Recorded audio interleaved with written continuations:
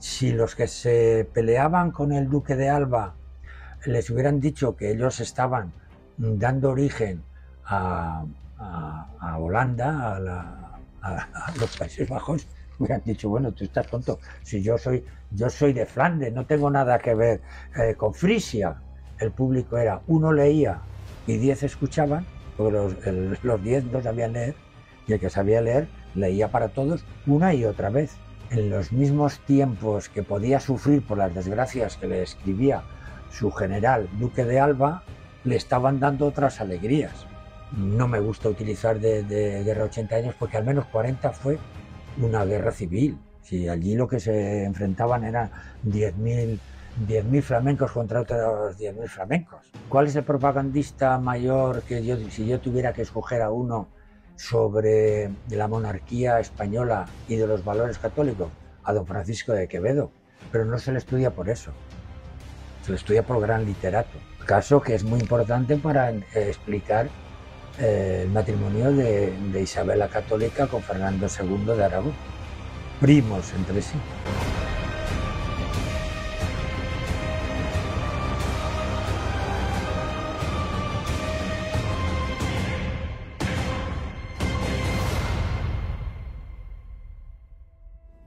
Bienvenidos un día más a Trincheras Ocultas, bienvenidos a un nuevo programa en el que volvemos a poner el punto de mira en el siglo XVI y volvemos a investigar sobre aquella propaganda que se vertió contra el Imperio Español. Estamos haciendo una serie de vídeos aquí en el canal sobre el tema y os voy a dejar por aquí, muy importante, una lista de reproducción donde podéis ver la opinión de diversos expertos sobre esta temática. Melquiades Prieto ha escrito una obra magna sobre la materia y no había encontrado nada como esto en todos los libros que había leído sobre el tema. Es una obra que recomiendo al 100% y puedo decir que es la obra que más me ha gustado sobre este tema, sobre la propaganda vertida en el siglo XVI contra España.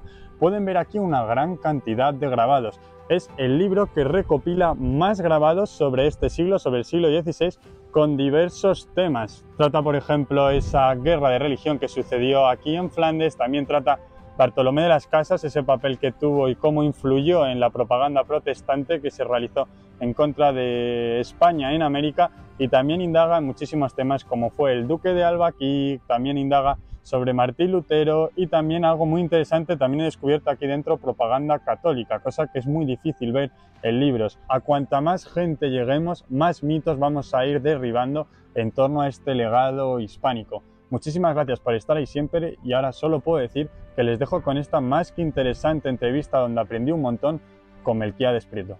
En esta época existe tal presión por las controversias religiosas que a la vez te tienes que informar qué significaba cada uno de los animales según lo que en aquel momento estaba más de moda, que era reinterpretar las Sagradas Escrituras. Entonces es un no acabar. Es decir, en ese aspecto el libro insinúa mucho. Bueno, Melquiades Prieto, estamos hoy aquí con usted, contigo, hemos dicho que vamos a tutear. Muchísimas gracias por aceptar esta entrevista. Estábamos hablando de tu libro, El origen iconográfico de la leyenda negra. Creo que es un libro que, la verdad, te lo voy a decir, me ha abierto la mente. La verdad que lo he subrayado, lo he estado estudiando. Son unas 450 páginas, ¿no? Podríamos decir, más o menos. Has estado 25 años de director de DAF, de la editorial. Me gustaría preguntarte qué te embarca a hacer en esta aventura, ¿no? A querer transmitir a través de los grabados una obra que yo creo que debe ser pionera, ¿no? Podríamos decir también en cuanto a todos los grabados que se pueden ver dentro del libro. Y muchísimas gracias una vez más, Melquiades, por aceptarme la entrevista. Muchas gracias, Javier. Bueno, la historia del libro es una historia editorial profesional. Es cierto que estuve muchos años trabajando con grabados, trabajando con originales para publicar libros, y una constante que se me producía era necesidad de nuevos grabados porque no los teníamos, pues, para ilustrar una batalla, para ilustrar un desembarco, un incidente, un pacto, un encuentro, porque todos estamos habituados a leer en los libros pues que el emperador cedió todas sus posesiones a su hijo Felipe, pero sabemos que se hicieron escenas muy rimbombantes, entonces pues necesitas encontrar 2, 3, 4 diferentes o ver de nuevo algo distinto sobre un encuentro bélico, y a partir de los años me fui aficionando a coleccionarlos.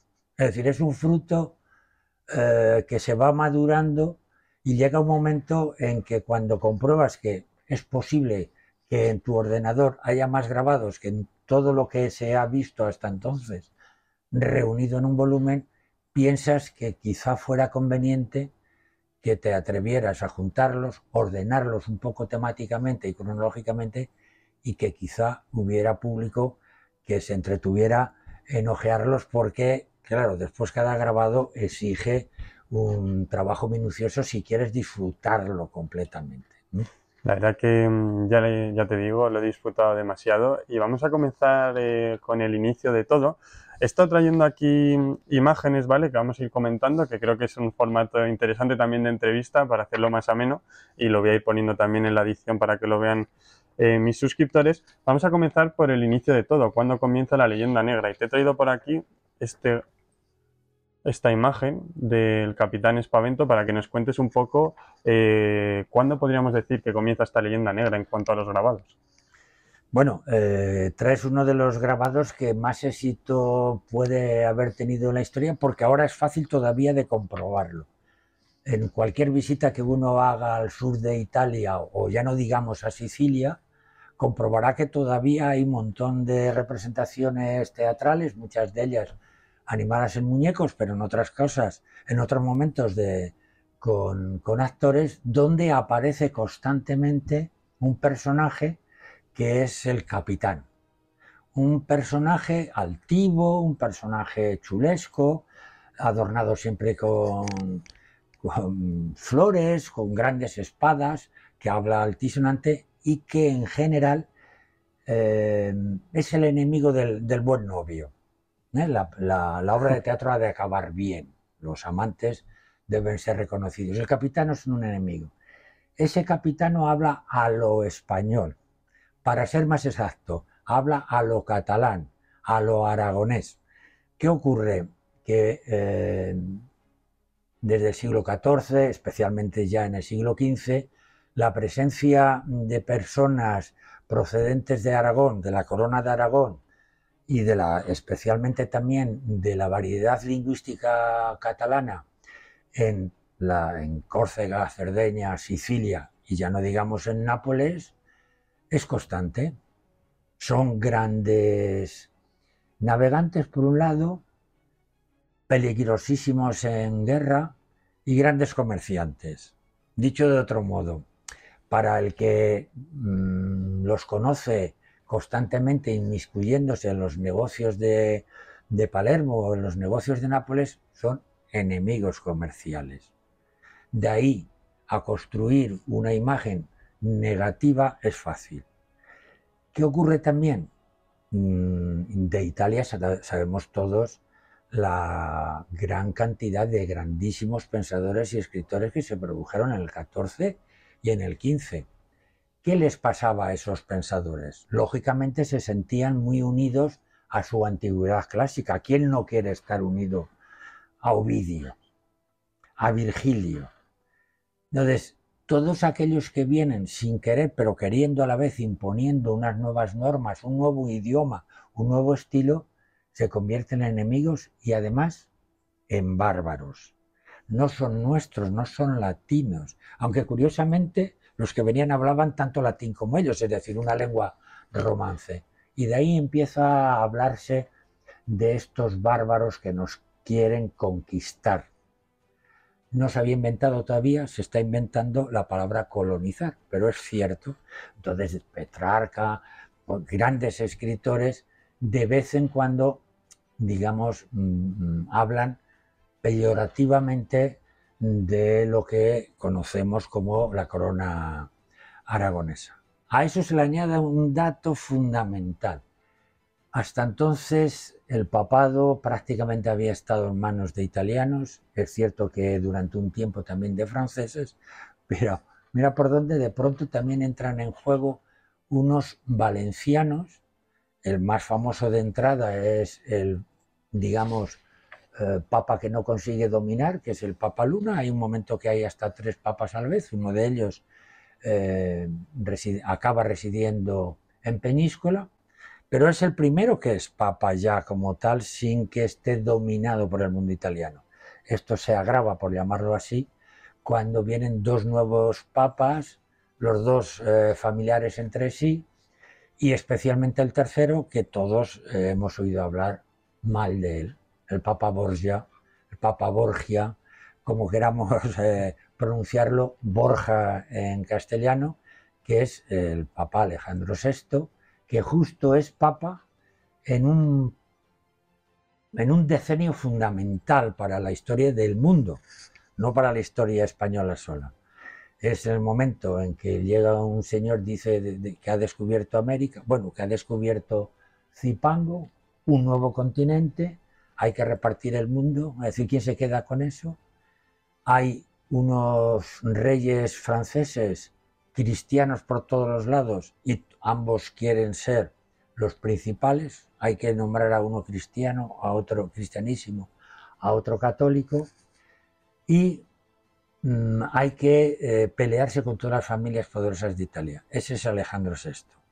Con sus bulas decide que el mundo nuevo se reparte entre Portugal y Castilla, domina, incluso casando a su propia hija, las familias italianas, y aunque no pone paz, muy al contrario, mete más bulla entre el papa, entre el rey francés y el rey castellano,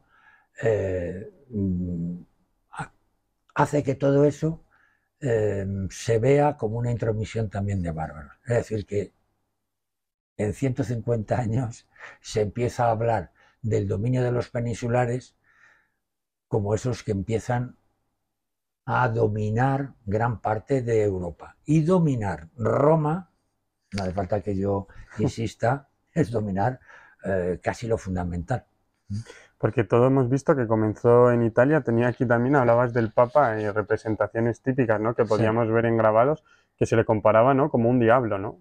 Este es el Papa Alejandro VI, este no es un grabado de los que entendemos calcográfico, es una silografía, es decir, alguien con un buril ha ido trabajando en una madera y a la hora de representarlo, cargado de todos los defectos, no hace falta que yo recuerde, pero también es bueno que los papas entonces conservaban, tenían familia, tenían mujer constante o varias mujeres, y no era excepcional, era lo común. Entonces, por ese lado era fácil criticarlos, y además eran todos personajes que querían vivir en el sumo boato. De la Roma que conocemos ahora es producto de estos papas. Y entre todo esto, ¿qué papel tuvo Martín Lutero cuando aparece su figura? Bueno, ¿Qué critica? como ahí viene, digamos, un salto nuevo, como uno de los representantes mayores del negocio económico, político que tienen los papas, un agustino, vuelvo a insistir que alguna vez se nos olvida, es un cristiano católico agustino, no es un señor que venga del otro mundo, es un fraile, critica duramente la vida, llamamos, de malas costumbres papales. Una de las mayores críticas que se hacía entonces, y que en castellano tenemos una buena crítica también, que es en la salida de Tormes, es la venta de las bulas. ¿En qué consistía? En que el papado, y bajando los grados, los arzobispados, los obispados, hasta donde se podía comerciar, a cambio de una cantidad grande o pequeña, dependiendo del favor, el papa era capaz de asegurarte que podías tener unos beneficios de cara a tu salvación eterna. Entonces, los bulderos eran las personas que después iban por los pueblos vendiendo esos papelitos.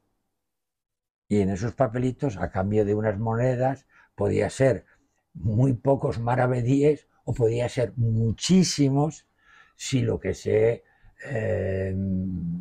vendía podía ser pues una licencia de casamiento entre primos carnales. Caso que es muy importante para explicar el matrimonio de Isabel la Católica con Fernando II de Aragón. Primos entre sí. Claro, porque todo esto era algo que se empezaba a criticar y entonces se empieza a hacer esta propaganda, ¿no? También contra el Papa. Es que hay dos, en la Reforma protestante hay dos, digamos, al menos dos caras. Una evidente, que es la crítica digamos, de la vida disoluta del clero, de toda la clerecía general. Hay que recordar que para ser cardenal no se necesita ser sacerdote ni nada, hay que estar bautizado y que te nombre el Papa. En aquel momento creo que existía una limitación de años que ha ido cambiando, pero hemos tenido cardenales españoles de 10 o 12 años, o sea que la limitación no debía ser muy, muy grande. Y todo eso era sujeto de discusión. Evidentemente, todo lo que es sujeto de discusión es sujeto de compra y venta. Esa es una parcela que es la crítica de esa vida de negocio. Y otra parcela muy, muy importante, que es la que, digamos, con el paso del tiempo ha tenido éxito, es la nueva lectura de la piedad cristiana. Se discutía si lo que debía hacer un buen católico era manifestar en público su convicción de las creencias y por tanto asistir a grandes ceremonias en días señalados, o que quizá el buen cristiano era el que piadosamente consigo mismo y directamente, interpretando que podía dirigirse a su Dios, podía hacer una vida más modesta y no tan necesitada de manifestaciones públicas. Esa doble pugna con Lutero sale a la calle y tiene un enorme éxito, porque evidentemente criticar al poderoso es lo más fácil. Y si además viene acompañado en que la persona que lo critica hace una vida morigerada, pues es más creíble. Estábamos hablando ahora de propaganda protestante, pero me gustaría preguntarte porque creo que es algo que no se habla mucho aquí en España sobre este tema. Existía también propaganda católica, había contestación a esta propaganda protestante que estamos viendo. Quiero traer aquí este grabado que he visto en tu libro. Las 7 cabezas de Lutero. De Lutero. Quería preguntarte, porque esto se podría considerar propaganda católica. Sí. ¿Existía? Cuéntanos un poco. Sí existía, pero nunca se creyeron que fuera tan necesaria. Es decir, ¿cuál es el propagandista mayor que si yo tuviera que escoger a uno sobre la monarquía española y de los valores católicos? A don Francisco de Quevedo, pero no se le estudia por eso, se le estudia por gran literato. Pero hubo muchos escritores y los propios reyes contrataban a grandes historiadores que contaban su vida y sus actos, pero nunca fueron utilizados como hábilmente más sí que supo hacer, como diríamos, la facción protestante. Es decir, la gran diferencia es que quizá la monarquía poderosa, no olvidemos que por mucho que tratemos de ciertas desgracias de guerras de muchos años en Europa, la monarquía católica, identificada con la monarquía hispánica, no se sintió tan atacada como la vemos ahora. No dejaba de ser algunas veces puntos menores frente a éxitos constantes que podía tener en otro punto. Comparar una dificultad que podía tener, no sé, en Bolduque o cualquiera de las ciudades de Zelanda, o pues que pudieran ser del mismo Flandes, era pequeñísimo comparado con el éxito de Lepanto. Estamos hablando de la misma época. Sí, sí. Es que es algo inconmensurable. Entonces el monarca católico, todos tenemos que tener presente a un Felipe II, que además fue un monarca que duró muchos años, ¿no? contra las malas costumbres de otros predecesores y posteriores, estuvo gobernando casi 50 años. Entonces, en los mismos tiempos que podía sufrir por las desgracias que le escribía su general Duque de Alba, le estaban dando otras alegrías. Es decir, que no es tan fácil pensar que necesitaba una contrapropaganda. La hubo, seria, no diría yo eficaz, pero para grandes lectores sí que la hubo. Porque no se estaban dando cuenta a lo mejor del poder que estaba teniendo la imprenta en el terreno protestante, quizás. Ahí entra un juego, sí, entra a jugar algo que justo es el origen del libro. La revolución que se produce finales del siglo XV, bueno, la segunda mitad del siglo XV, que es donde aprende todo el mundo a imprimir con tipos móviles, a utilizar papeles que se pliegan y se pueden hacer con ellos panfletos, se pueden hacer libros muchísimo más baratos que los que era haciéndolos a mano. Eso es un disparate en cuanto a la amplitud, la profundidad y la dispersión de esa nueva manera. No es un tópico, pero vamos, no me arrepiento de ese tópico. Son las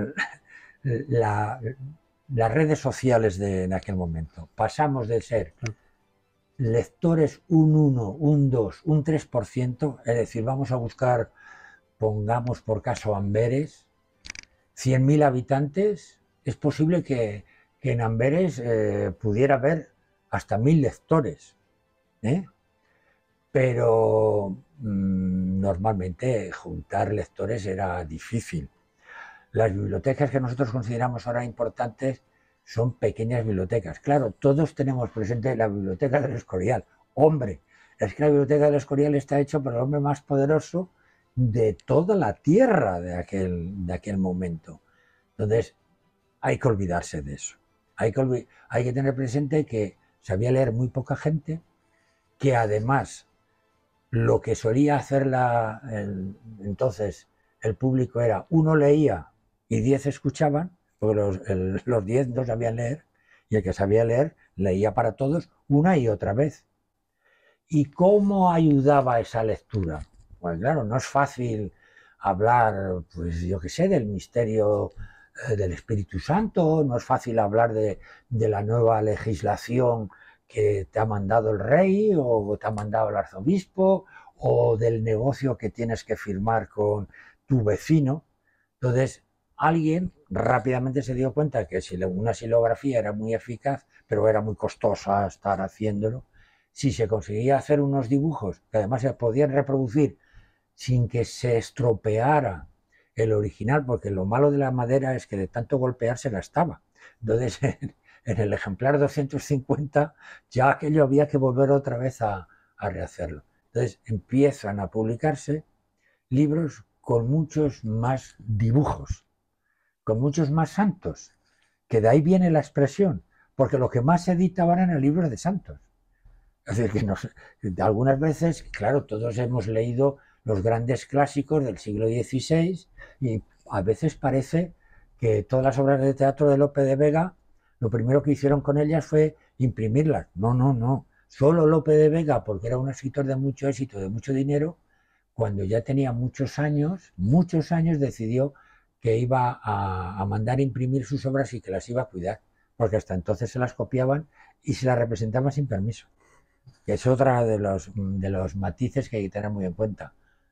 También en aquel momento todos los poderes se dieron cuenta del poder de la imprenta y desde el año 1501 para acá los libros tienen que tener pie de imprenta y autorización. Llamamos incunables a los que no tienen pie de imprenta ni autorización, hasta 1500. Los nuevos, todos tienen que tener o permiso real o permiso eclesiástico, porque tienen mucho poder de convicción.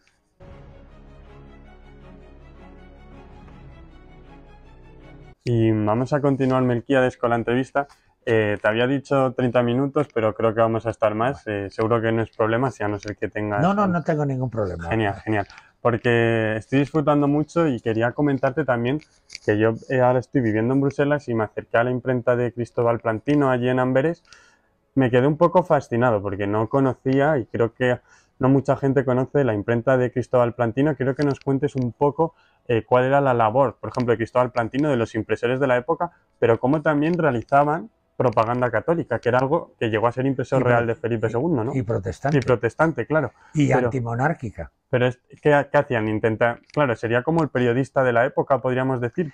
Era mucho más. Es decir, un impresor como Plantino, que es curioso, Plantino empezó siendo un encuadernador, que hay que recordar que en la época ser encuadernador era prácticamente lo más caro, porque bien, te dan 300 páginas impresas, dobladas, pero hay que hacer algo con ello, porque nosotros tenemos la idea de que el libro ya está acabado cuando lo compramos. Entonces lo que te daban era un montón de hojas que había que cortarlas, coserlas y meterlas en algún sitio, y según el dinero que tenías, así lo encuadernabas. Tuvo un accidente físico y entonces dejó de trabajar. Para ser buen encuadernador hay que tener muy buenos brazos. Viendo a Plantino en la imprenta se puede comprobar allí, porque se conservan los artilugios que utilizaban. Entonces, él derivó a ser impresor. No hay que olvidar tampoco que era francés de origen, es decir, que no era belga, por llamarlo coloquialmente, aunque no tenía la sensación, no hay que tener muy en cuenta las fronteras como hoy, y montó un negocio fabuloso. Su perfección de impresión era tan buena que, como dije antes, el mejor posible cliente del mundo, que se llamaba Felipe II, lo escogió como el impresor favorito para sus grandes obras. De hecho, cuando se hicieron las grandes traducciones de la Biblia, están impresas allí, en la oficina de Plantino, y lo deja él muy orgulloso, lo deja bien escrito, porque fue nombrado por el rey protoimpresor, es decir, el mayor impresor. Sus digamos, rivales estaban en Venecia, en Roma o en Colonia, muy cerquita, claro, porque ese territorio, como recordamos todos, es donde nace la imprenta. Plantino hacía todo. Fabricaba el papel, muy importante, en que ahora tampoco tenemos esa conciencia, lo imprimía, lo encuadernaba y lo vendía, porque no es tan sencillo como ahora ir a una librería. Los libros no se tenían hechos. El cliente decía, me interesa una historia de santos. ¿Cuál es? Tengo este, tengo el otro. Entonces, te lo coso, te lo encuaderno. Plantino servía a todas las grandes casas de los príncipes alemanes, franceses, italianos y españoles. ¿Qué le ocurrió a Plantino? Que se vio en algún momento entre la espada y la pared, porque Amberes fue una ciudad con varios momentos graves. Entonces, su imprenta a veces se arruinaba y a veces no daba abasto con el negocio, porque la cantidad de correspondencia que hay entre la casa del rey español y Plantino es asombroso, porque es que era un negocio constante. Entonces, su yerno, que también se dedicaba al mismo negocio, hábilmente puso una nueva imprenta en territorios menos controlados por los ejércitos españoles o favorables al monarca español.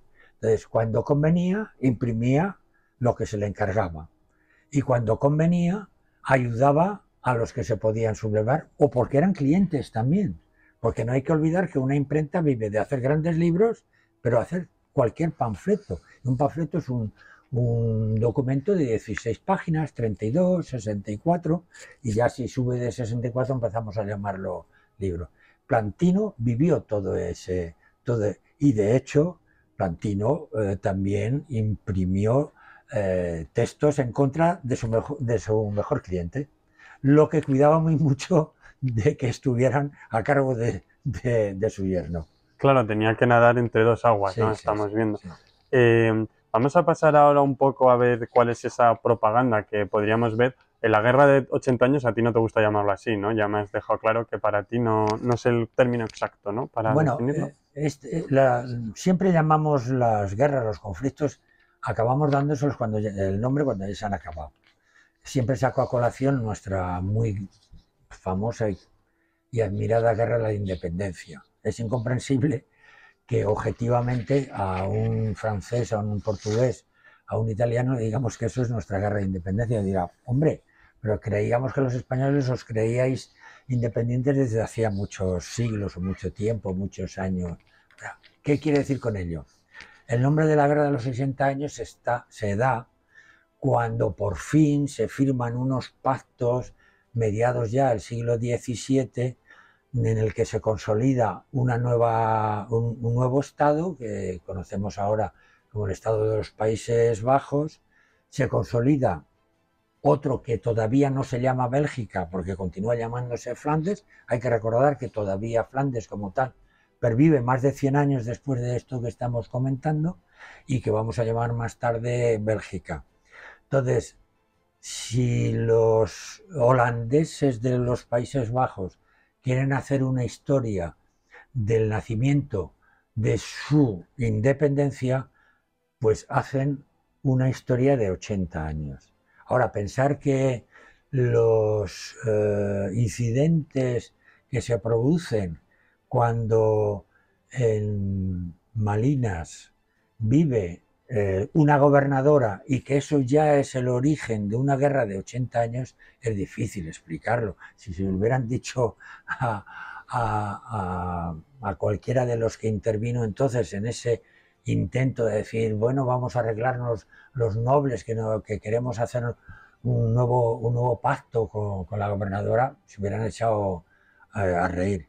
Si los que se peleaban con el duque de Alba les hubieran dicho que ellos estaban dando origen a Holanda, a los Países Bajos, hubieran dicho, bueno, tú estás tonto, si yo soy de Flandes, no tengo nada que ver con Frisia, anda que no me queda lejos, es una de las provincias que nuestro monarca Carlos V nos unificó, que no hay que olvidar que fue Carlos V el que dijo, esta zona muy rica se la voy a dejar a mi hijo primogénito y el resto del imperio se lo voy a dejar al otro hijo. Es decir, que fue una separación que hizo Carlos V. Entonces, no me gusta utilizar de guerra 80 años porque al menos 40 fue una guerra civil. Si allí lo que se enfrentaban eran 10.000 flamencos contra otros 10.000 flamencos. Y hablo flamencos en el sentido general, tal como algunas veces llamamos a todo lo que ocurrió allí, porque sí que es cierto que quien les mandaba eran generales nacidos en la península ibérica o italiana, en nombre de los reyes españoles, y que sus capitanes, sus jefes de compañía también lo eran así, pero las 10.000 picas los aguantaban gente nacida allí.